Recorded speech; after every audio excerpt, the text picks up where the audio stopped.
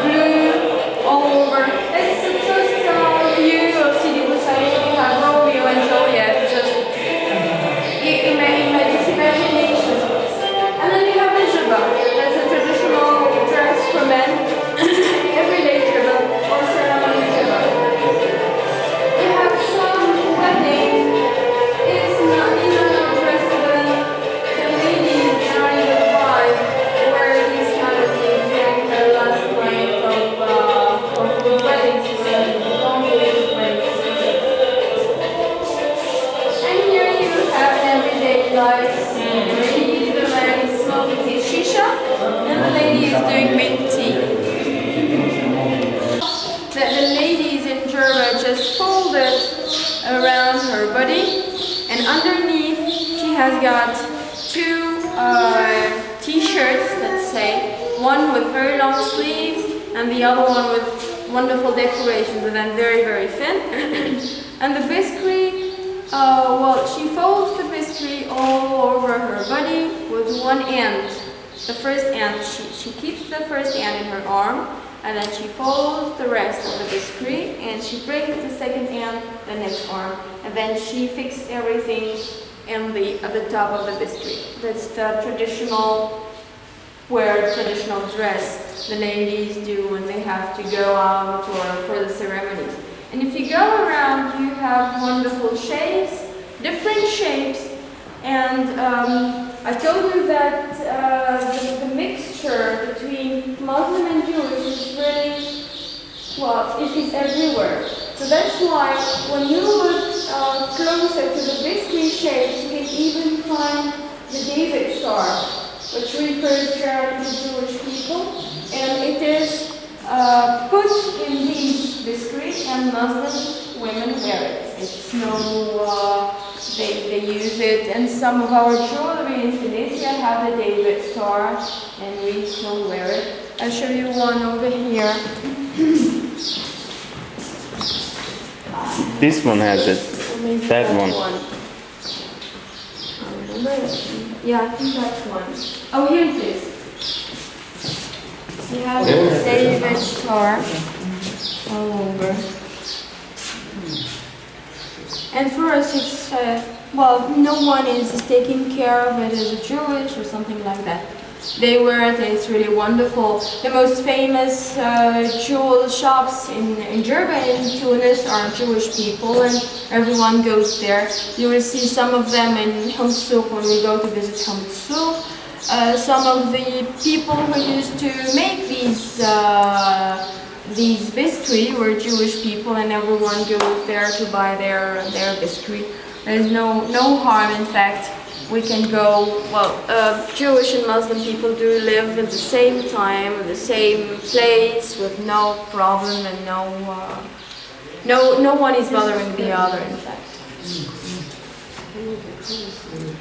Okay, I give you time to go.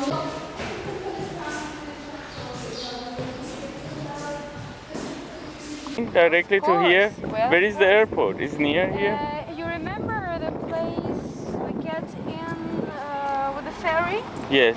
So the airport is just near the ferry. So the person has to take the ferry to come to the island either way? No, you have to take if you want to come, we have a direct flight from Paris to Jerba, I think twice a week.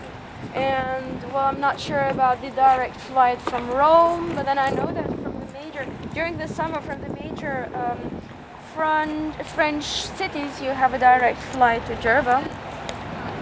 And you have an international airport too in Tuzla. So you can come and spend 1 week in Jerba, you don't need to go anywhere else. And Tuzla also, there is a flight to Tuzla also, direct flight from... Yes, there is a direct flight to Tuzla from the major cities of France. I can do that. Famous. He will show you how to do it. تتكلم انجليزي ولا نترجم؟ عندي شكون تحب يعمل اكسبليكاسيون كامله؟ عندك شكون يعمل اكسبليكاسيون؟ اجي تعمل اكسبليكاسيون من الاول وجديد عرفتي؟ He will give you an overview how they do the pottery, how they turn everything. اجا منا نوردينا وطلع ثم حجر هنا. وينو نوردين؟ ثم حجر هواتين هنا. اقرب منا. اوكي نعمل لهم اكسبليكاسيون. C'est bon داخل كله. Welcome in Galala. You are now in Galala. It's a Berber town. Everyone here is a Berber. Yeah, and everyone is a potter in Galala. We have heritage this from our great father. This is the clay, as you see. And as you see, everything is traditional. The fabrication, the tower, and the fabrication with the hand and the feet. This is the clay. It's able to fabricate. And first, we find it like the stone. We bring it from the hills of Galala. We find it and underground it in the hole that arrived at 16 meters. We find it like the stone, we break it and we mix it with the water and with the sea, to water and with the sand to be able to fabricate.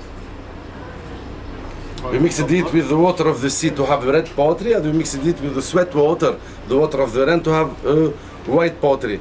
And the white pottery it's able to be decorated, but the red pottery it's not able to be decorated. انت تنفر Okay. انفر.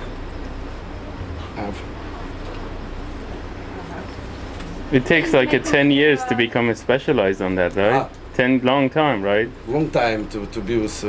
Like this guy. Not everybody can do that.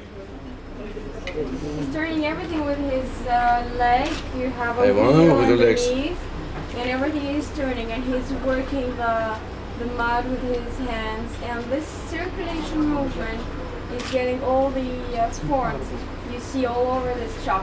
Then he's doing what we call a jar. You see how he's doing the decorations all over. With the jolly, they use water to make it easier to move and to have the forms all over the neck of the jar.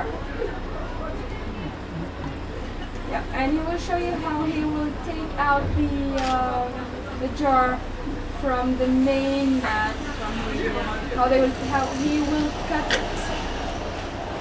Décoration. Make some decoration.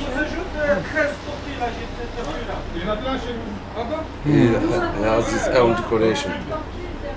نقول من عندها برشا أنواع تاع بوتري ميني كاينز اوف ذا كلاي بورسلان وبرشا. And then he's using a thread to cut it out of the base. That's how it goes. Yeah, yeah. قول لها تشحن قداش وترجع لقطة. بالضبط. After we fabricate many pieces of this, we take it far from the air and far from the sun for 1 week. And after we made them in the bakery, the traditional bakery, for 2 days with the temperature that begin from 100 degrees, and we progress the temperature slowly until arrive at more than 1000 degrees.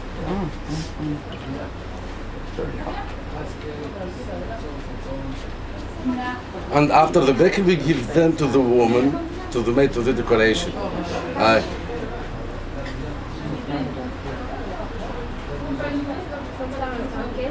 لا باش نعمل لقطة. Couvercle. D'accord, ouais. الكوفركل. C'est la plus difficile خاطر se fabrique à l'envers ou c'est à l'œil maintenant. He's doing the cover of the jar. It's a bit more difficult because everything is worked upside down. And you see how he's doing it. It's the cover for the jar he made already. He cuts everything and then he puts the cover on the top of the jar. واليوم. Yeah. Fast. Yeah, I see that. That's the cover. Perfect. He doesn't even use tools. Yeah. Well, they're used to that. It's very easy.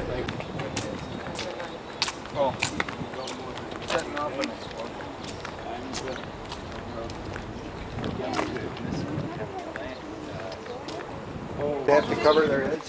They will give you a capilla. All right. Then you have to take off your shoes. You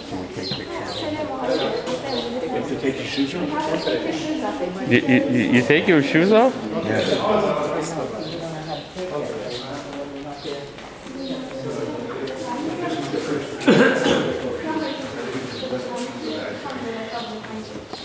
Take off your shoes.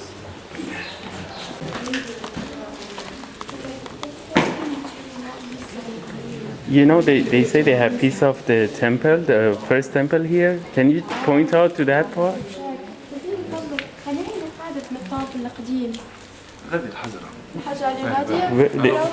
Yes. This guy is Jewish? Yes. Wear a hat. His name is Kuthir. What is it? Kuthir. Kuthir? Yeah. Qadir? Qadir is Muslim name? Is more? Oh, also yes. Oh, gosh. They don't put Ghadir name. And he speaks Arabic, so do you understand what he says? Right, right. So there's a piece of first temple. Yes. But I've been checking with him. They only take it out during the pilgrimage. Okay. You can have a seat. I give you some of the. Okay. So what about piece of the door that he was? They say they have the piece. Have a seat, Ed. Have a seat. The piece is covered. They only show it when they have the pilgrimage. It's over there. Oh, it's inside there. Yes, it's inside. Have a seat. This is where they hold the Torah actually, in this behind here, inside these rooms. Yeah. Yes. You see, I'm only familiar with the Ashkenazic, which is the Jews from Eastern Europe. Oh, that's The different. Sephardim is a totally different thing. No, not totally. I'm sorry to interrupt. I apologize to you. Oh, come on, come on. Not totally, just a slight. Be nice. I would like to hear from you, Islam. Yes. So the Jewish, as you see here, the architecture is somehow like when you go to mosques in Tunisia, you'll find about the same architecture. We're using the same material. You have to take off your shoes like we do when you get into a mosque. These are all traditions from our own country. They may be not the same as Jewish all over the world somewhere else, but then for the Jewish people in Tunisia, it's exactly the same as we Muslims do. Behind me, you have some pieces of the doors of the first temple, because this synagogue was founded after the destruction of the first temple for Jewish people. Some of them went somewhere else from Jerusalem. Many of them came here with a very well-known lady. She's called the Ghriba, and she founded with her colony this area here in Jerba and called the synagogue the Ghriba out of this lady who came with her family and relatives and the people around her from the first destruction of the first temple. And behind this wall, we have one of the oldest Torahs in the world. And she brought that Torah from Jerusalem when she came here after the destruction of the first temple. Unfortunately, we cannot see anything of these two things because they're just hidden to cover them. These are very, very old, something like 3,000 and 4,000 years old. These are very, very old. We only showed them to people during the yearly pilgrimage of Jewish people we have in Tunisia. That took place 2 weeks ago. 2 weeks ago, this synagogue was closed for visitors. It would only hold the pilgrimage of Jewish people. When I'm talking about Jewish people, maybe the American Jewish do not know about this pilgrimage, but the Jewish from Europe, from Israel, from all the Mediterranean countries come to Tunisia every year during the first weeks of the month of May. Every year. Does It's this honor the Passover. pilgrimage from Israel to Yes, here they at do. the time of the second, Yes, or it's not yes. the pilgrimage from out of Egypt? No. Even from Israel, they schedule pilgrimage from people there here to Tunisia for the pilgrimage they do every year. And every year they spend 2 weeks all over.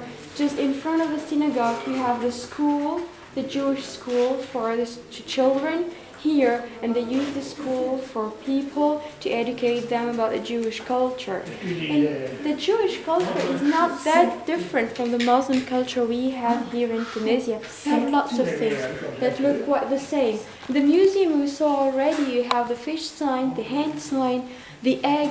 All these come from very old times. They have nothing to do with the religion. But then when you come for Muslim people in Tunisia, you use it. For Jewish people in Tunisia, you still use it. The difference which remain is some words in the languages. We use for Muslim people, we use a lot of Allah. They use a different word for the same God. But actually we have the same God. 3 religions have got the same God.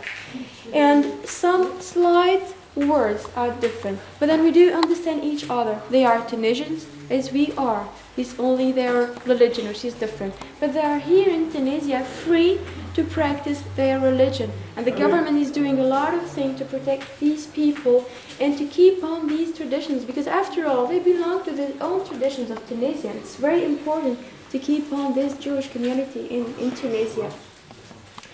You saw when we came in, you have 3 men who are reading a book. I'm not good at Jewish, maybe maybe Ed can help you or Joe can help you. They read this every morning. They go on reading They say this. this, Yes. they read certain prayers every morning, and they also read prayers in the afternoon and in the late afternoon. Yeah, that's what I did, and they were still reading. And that's why it's closed, doesn't open till 10 o'clock, because Jewish people who are religious enough, they go to work, and so therefore they say prayers before they go to work, and so they have in many cities a minyan, and they say prayers at 7 o'clock in the morning.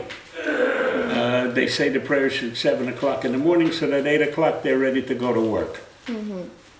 And then when they come home, quite often, then they say the evening prayers. Yeah. Okay, I'll give you some time to have a look at all these. These are just memorials for people who died and relatives. We've got these memorials. Some of them are written in Hebrew. Yeah. Okay, and these are memorials. Yes, these okay. are memorials. You can have a look all over. And even over there, you have the Jewish calendar with the most famous Jewish ceremonies and the year, the Jewish year. You have it over there. And have a look over.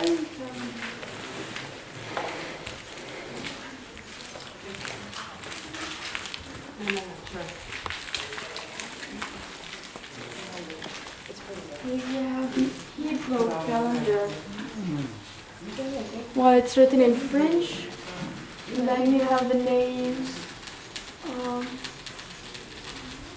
See, the Jewish calendar is a lunar calendar. It is like the Muslim calendar, yes. See, it's a lunar calendar rather than the Christian calendar or the worldwide calendar, which is a solar calendar.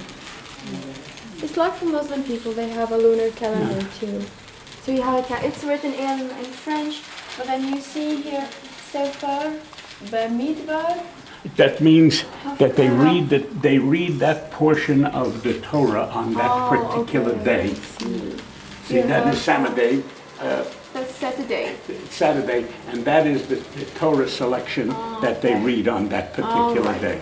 Then you have on Friday, they have Yom Shabbat. Yeah, that's what time. They tell you what time to light candles. Oh, and you have in Jerba, it's at 7:05, and in Tunis capital, it's 10 minutes to 7. Okay, yeah. see, because on Friday night you light the Shabbos candles, and so these calendars that we all get all over the world tell us what time the sun is going down, Okay.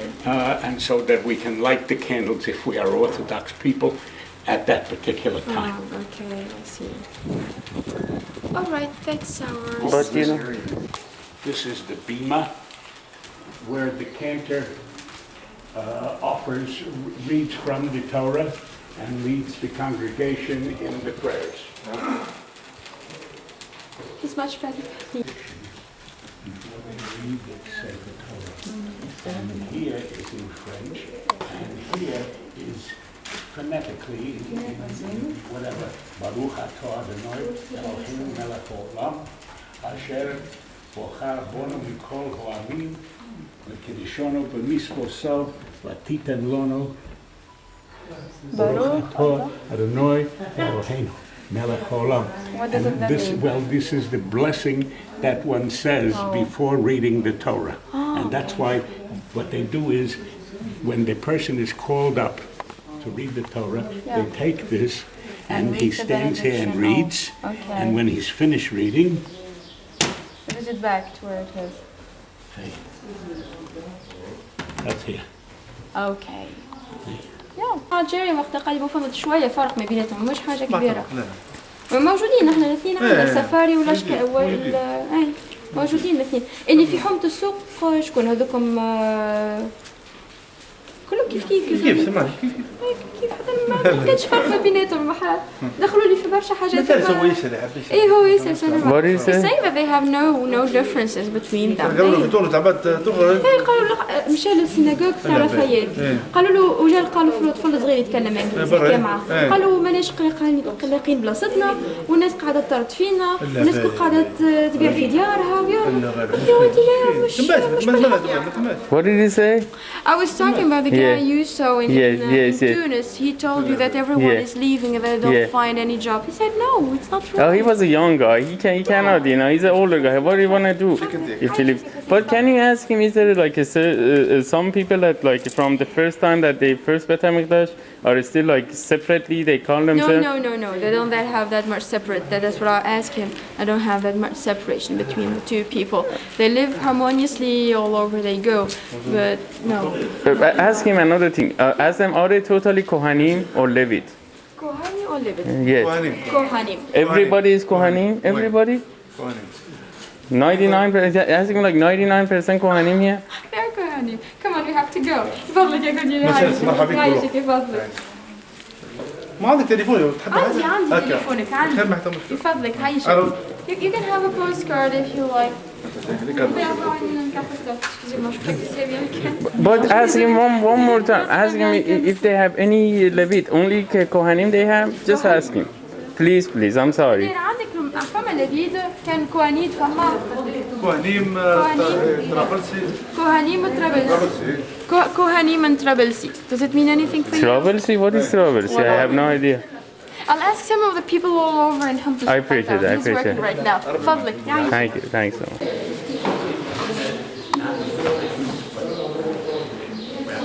Go to. It's easier. Otherwise, if you don't want to go and have lunch, just have a small. This is our shopping area. I'll give you the layout of the shopping area and I'll give you time for shopping. Okay? Follow me. You have to carry it backwards.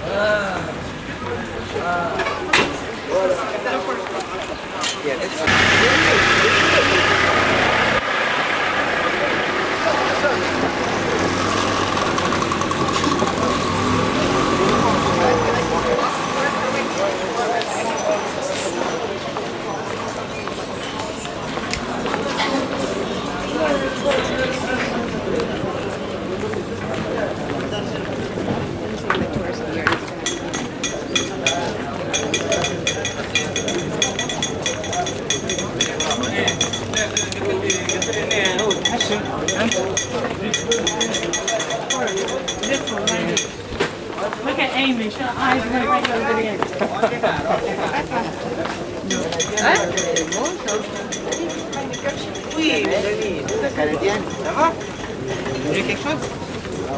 Hello.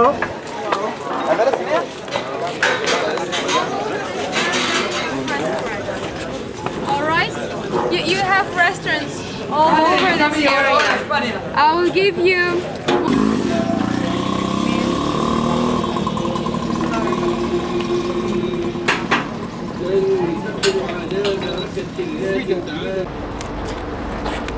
Okay, let's go this way. It's okay, right?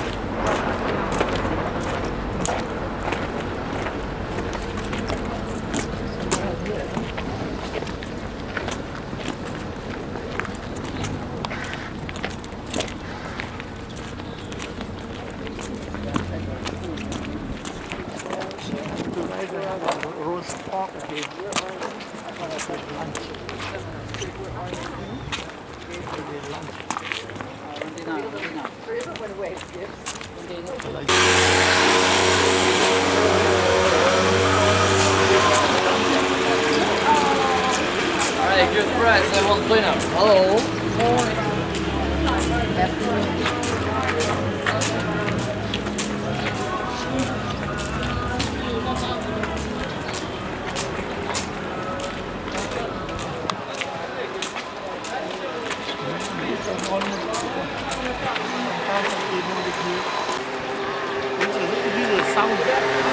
Sorry? For the south.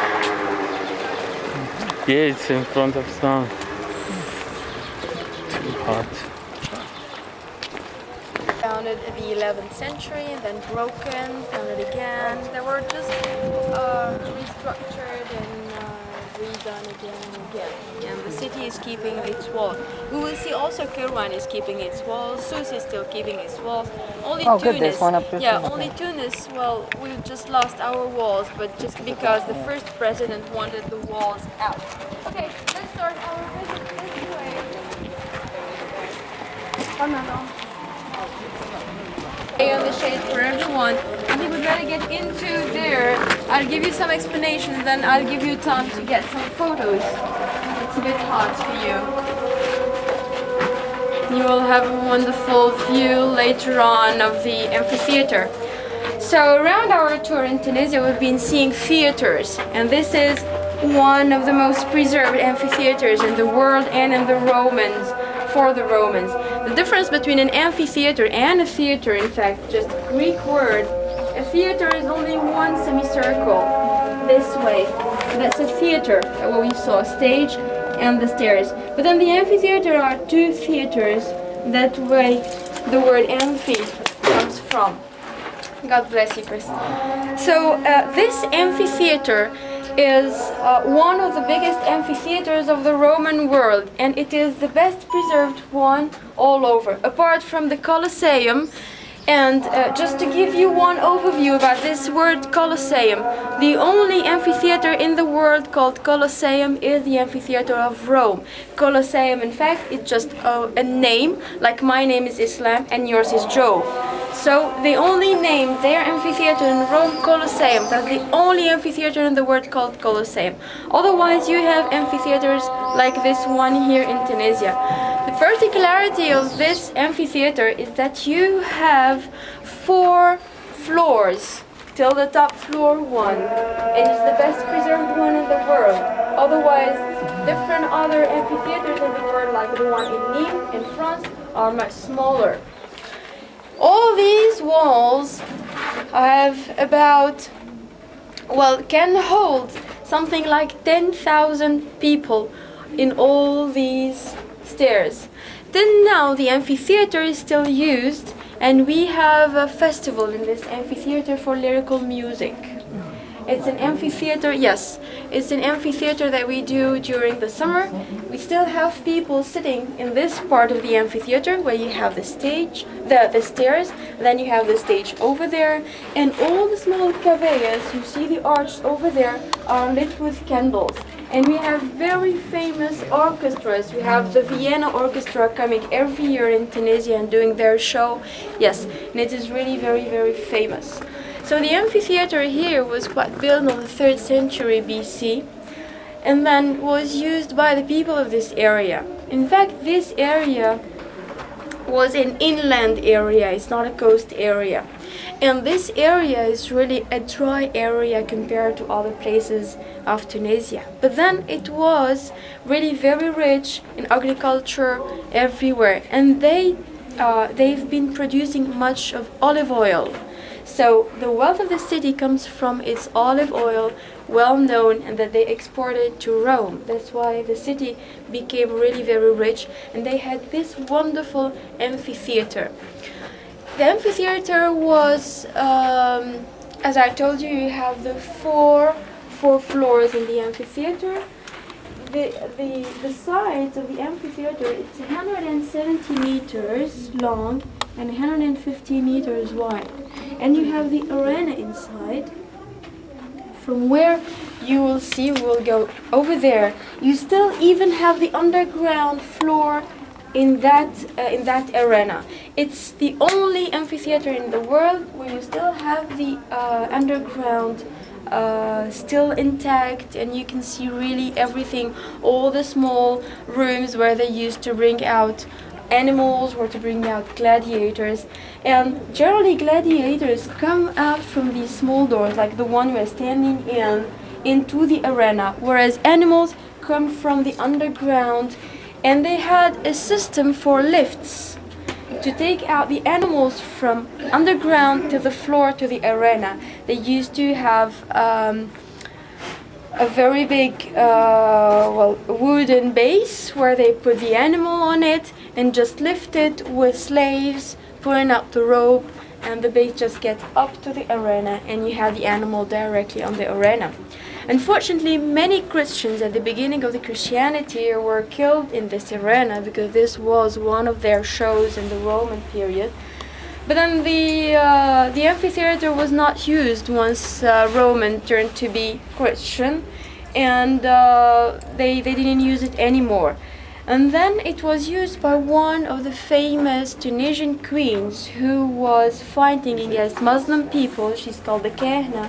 She's Berber, and she put all her family and relatives and the population of this area in this amphitheater, which was used as a fortress for her, and she was fighting the Muslim people. She won the war, but then she was killed by one of the Muslim generals who came with Aqba ibn Nafi', the one who founded Qirwan. We'll talk about him in Qirwan tomorrow.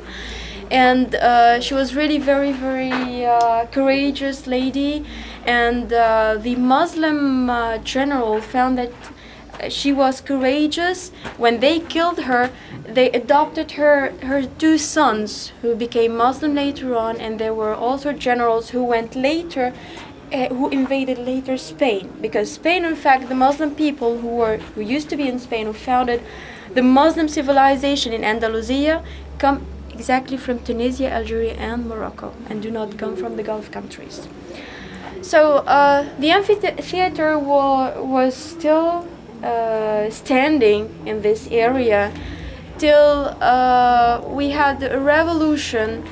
People get a revolution against the Spanish people who went into Tunisia and who wanted to take over all the coast cities of Tunisia, and they again came into this amphitheater and used the amphitheater as a fortress, and the Spanish troops bombarded this amphitheater. That's why you have that big hole over there.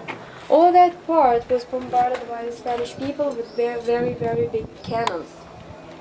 And then the amphitheater was abandoned, no one was using it, and even all the city was abandoned until the early 17th, 18th century. People start getting back to the city of Tisdrus, the name of the city in Latin and in Roman. At that time, they only used the outdoors of the amphitheater as shops, and they used them as shopkeepers. When one of the general French archaeologists who come to this amphitheater and saw in which state the amphitheater was, it was really a pity for him, and he found that the amphitheater was really very nice. So they've been trying to get people out of the walls of the amphitheater and started reconstructing the amphitheater.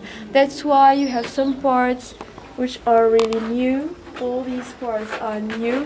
Whereas if you look over there, the rocks, the stones, and the structure is really original. And then during the Independence Day, we also had a lot to do with the amphitheater, because the amphitheater, the French started to reconstruct the external walls, but then the inside was underground till that level. So they just took the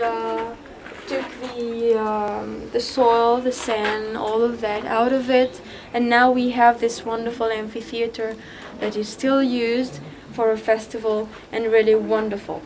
I'll give you time to take some photos. Go over there. I know it's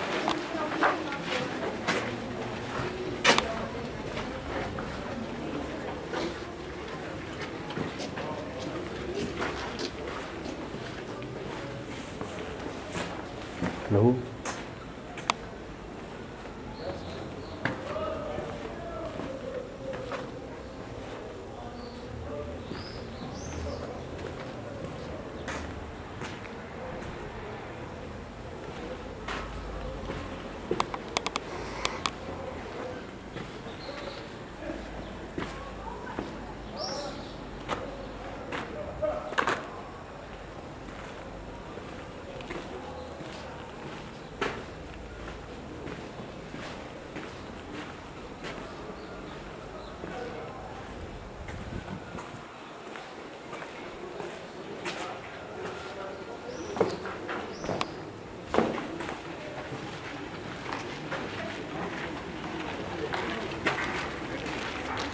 Go ahead, you were saying.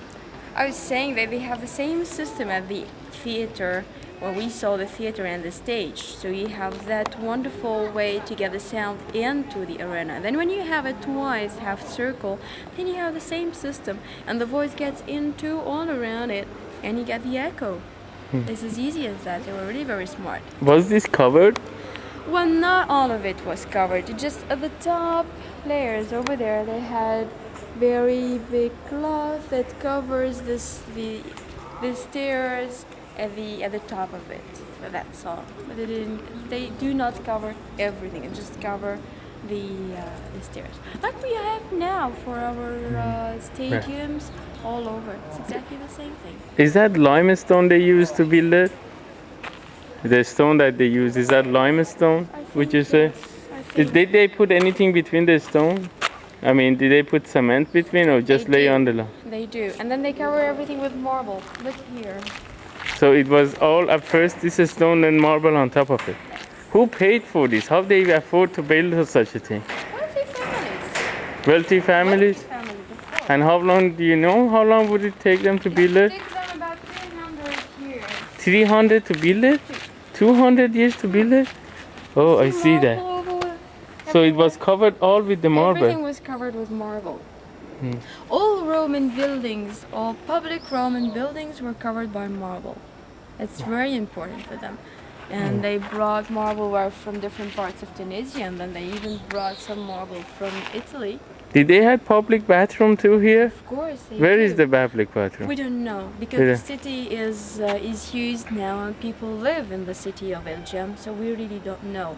We know some of the parts are not used, but then different other parts where you still have people living in the houses and you cannot remove them from where they are. But then we know the city is really very, very big at that time. Right. And then they keep the animal downstairs from here? Downstairs, animals were kept downstairs, and then you have what we call lifts over there on the side. Yes, yes. And then these lifts bring out animals up to the arena. Okay. And you have lots of things. And then this hole in the arena, in fact, just covered with wood, and you have it flat as a normal surface in the arena. Oh, Go upstairs, just this part of the upstairs. If you want to go to the other part, then you can. Here, everything was. So the stones here are marble too? Yes, they took back these stones from some parts because this amphitheater used to be covered with sand. Okay. Sand and was covered by the ground because no one was using this amphitheater. It went forgotten and no one was looking forward to it. So it was really covered. Everything was covered. And when we had our independence in Tunisia, the government was doing a lot of things to take out the sand and to bring up this amphitheater back to life so that people know what they have. So did they steal all the marble on this place? A lot of it was stolen by the people around here? Of course. Right. The Mosque of Qarwan, some of the parts of the Mosque of Qarwan was built by the marble of this amphitheater. Oh, okay. Qarwan is not that far. Again? Yes, please. Okay. At the time, Tunisia used to have 200 cities, Roman cities all over Tunisia. That's about, let's say from the 2nd century BC to the 3rd and 4th century AD. Tunisia was not all Roman. Some Berber tribes still lived in the country at the same time, and they were Jewish. They were Berber tribe Jews. Yes. And the king of them was a queen. Kahna, yes. Kahna was a Jew? Kahna, yeah. Her name is Kahna. Like what percentage of the people of Tunisia were Jews at the time? Much more than 10%. More than that, 10%? Of course. And their king was Jew. Yes. Oh my God.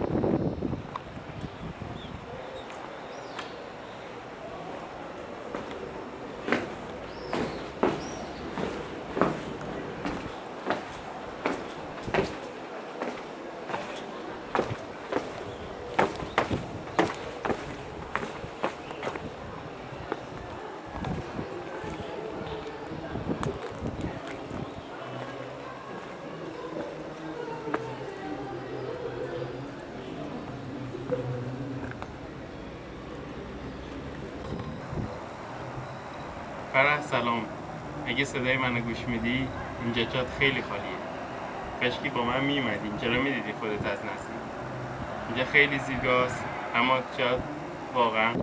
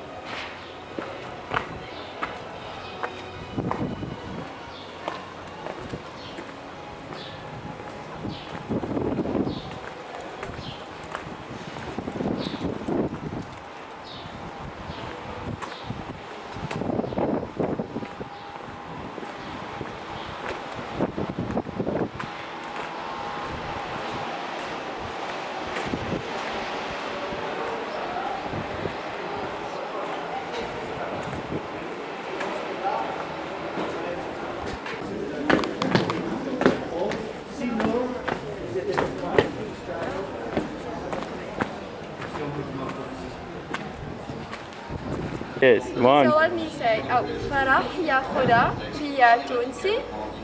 بیا تونس. بيا تونس. I'm sorry again. Okay. فرح ياخدها بيا تونس. Doing the actress today. That's and okay. Go Joe ahead. will tell me that I'm Sigourney Weaver. So okay, مرحبا بكم في تونس. تونس بلاد مزيانة برشا، كان تحبوا تجيوها راهو عندنا برشا حاجات. فما الرومان وفما البربر، فما برشا ناس مزيانين يجاو بركة لتونس شوفوها شوف قداش مزيانة. That's it. Alright. Go ahead. Okay, so you are welcome to Tunisia. My country is really wonderful, very nice to see. We have lots of things to see and to make you discover. So come to see our country. You have the Berbers, you have Romans, and really wonderful things to discover and to see. Please. So you are welcome to my country, Tunisia, which is really a wonderful country.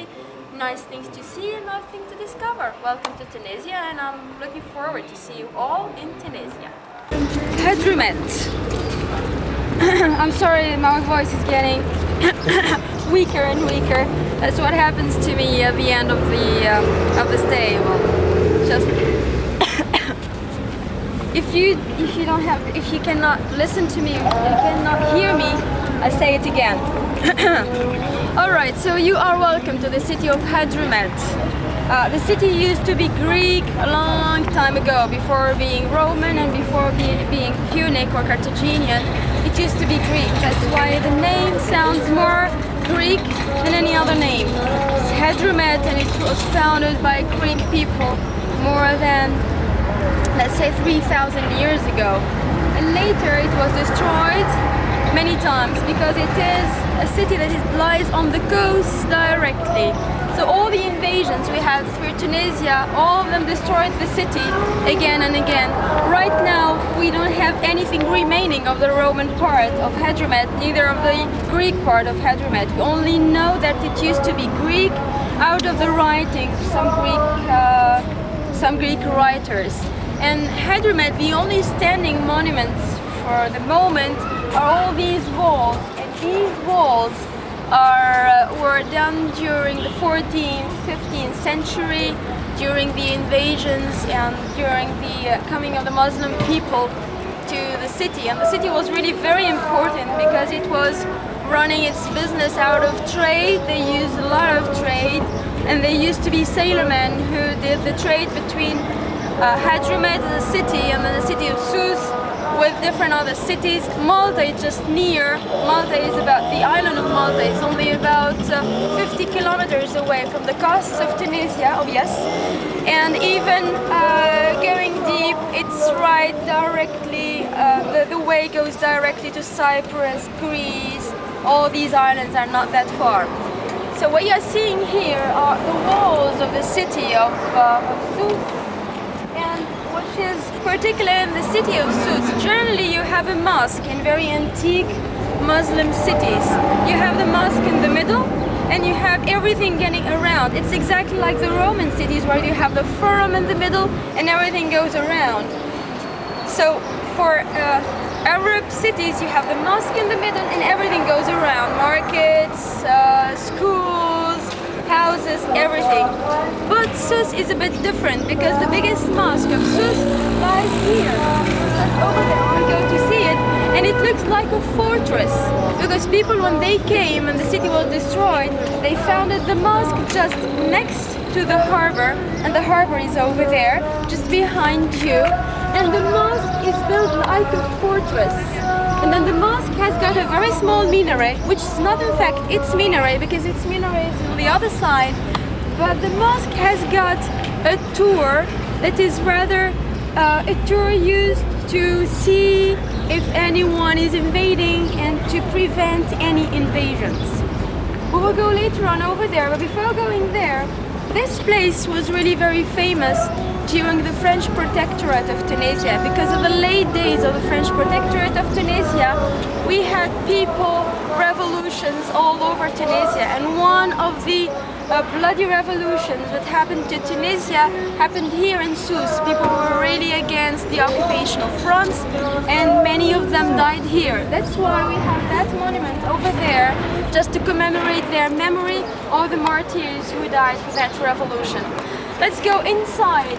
So this mosque is just here, and this used to be the doors of the city. That part is just the French part, what we call the 20th century part of the city. It's the modern part. But then behind me, you have all the old city of Sousse, and everything lies just behind me. So you have the mosque over there, which is exactly a fortress with 4 corners. You can have a tour just around the mosque, and you will see that it lies in a fortress. And over there you have the minaret of the mosque. And then, well, the minaret can be visited, maybe not now, but later on. And if you go up on the minaret, you will have a wonderful view, even on the coasts, all over. You can go on top of that minaret? No, right now, no. Sorry, it's sorry not to open interrupt you. before 10, and unfortunately we will be leaving before it opens. But then you can have a look at the entrance of the mosque over there, the big patio, and you can have a tour just around the mosque. I just want to tell you one particularity about the antique cities, how people used to build their antique cities, mainly the Medinas, all over in the world. When you go into the Medina, streets are not straight. The small streets are really winding. There is a reason for that. It's not just they wanted to do them that way. Because in fact, when you have foreign invasions, and at that time the weapons they used were arrows, archers and arrows. When you launch an arrow, generally an arrow takes a straight direction and never goes anywhere. So when you have a straight street and you have just one behind you, you can catch him with your arrow very easily. Whereas when the streets are winding, the arrow can never reach anyone, and it's easy for the people to go around and escape all these weapons. That was really very, very smart. And that's why when I tell you, when you go to any antique Medina, apart from the main street, generally don't go to different side streets, because you can get very easily, well, lost. That's why. That's right. You get lost very easily because you generally, well, the streets will lead you somewhere for sure, but then you don't know where to. They all look alike. That's right. Can I ask you, is these stones come from the Roman temples? Well, there is a mine where it's not used anymore for these very big stones. Some of them were used from the Roman ruins they found already in the city, but some of them were brought from the different carriers all around, because the gem is not that far. And over in the gem you have a stone carrier over there, and they brought these stones over from that part. You see, take a look over there. You see? Where to? The population remained in the city. So you have the Greek one, over it you have a Roman layer, over the Roman layer you have a Byzantine layer, over the Byzantine layer you have an Arab layer, later on you have the French layer. So unfortunately we cannot go under. The only thing we can keep is the things we have got. These are already historical monuments that we cannot touch. We know that the city lies underneath, but then we cannot go under. It's the only thing we can see. The only thing that we can visit right now from the Roman period are the catacombs, what we call the necropolis of the city. It's still lies and we know where it is and we can get into the necropolis to see it. That's the only thing remaining from the Roman period. But then we found some mosaics all over in the surrounding areas. Otherwise, you cannot go under, unfortunately. That's what we can tell you, and that's only what you can see. Tunisia has been holding something like 200 Roman cities in the Roman period. That's a lot. Most of the cities are still, people still live in their cities. I told you, the place from where I live in Rhodes, in the southern suburbs of Tunis, I know that some of my friends, their houses lie on Roman ruins, lie on Roman mosaics or Roman whatever, and they've been finding lots of treasures, some gold, jewelries, and lots of things. But then you cannot take people out of their houses. It's very difficult. You will be taking all the population of Tunisia out and getting excavated.